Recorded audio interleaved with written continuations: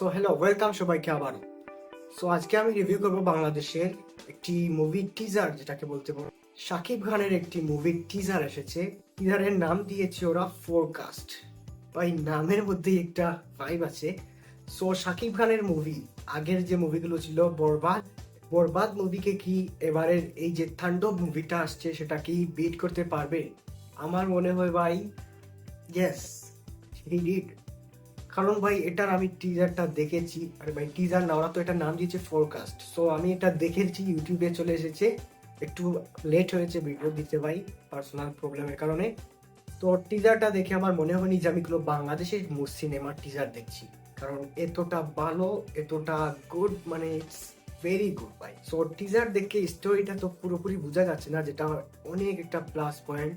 অনেক অনেক ডিরেক্টর আছে ভাই, স্টোরিটা পুরোই বলে দেয় টিজার ট্রেলারের মধ্যেই, যাতে আর মুভিতে দেখার জন্য কিছু থাকেই না। কিন্তু এর বেলায় এটা খুব ভালো হয়েছে যে এরা কি করেছে, যে স্টোরিটা পুরো রিভিল করে নেই, কিন্তু টিজার থেকে এতটুকু বোঝা যাচ্ছে যে ভাই শাকিব খান শহরে আসছে, এবং পুরো পুলিশ স্টেশন, পুরো শহরটা ভয়ে একদম কেঁপে আছে ভাই। তাণ্ডব হতে চাচ্ছে। এত বড় বড় ট্যাঙ্ক, গাড়ি, তারপর অনেক কিছু নিয়ে বসে আছে।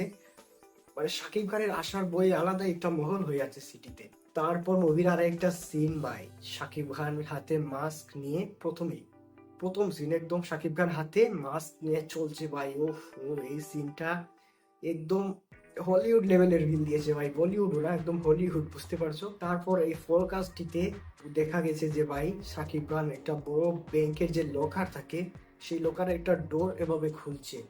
তার মানে আমার কাছে লাগছে যে মুভিটা কিছুটা হাইস্ট জেনরাতে ভাই। এই মুভিটা বেস্ট হাইস্ট, মানে এই যে চুরি চারি এসবই ভাই।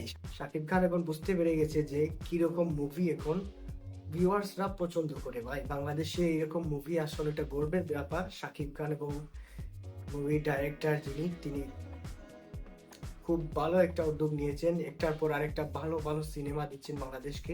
এই মুভিতে হলিউড লেভেলের একজন অ্যাকশন ডিরেক্টরকে আনা হয়েছে, যিনি অ্যাকশন, শুধু যে মুভিতে অ্যাকশন হবে সেটাকে ডিরেক্ট করবে, এবং এর কোরিওগ্রাফি সব কিছুই দেখবেন উনি।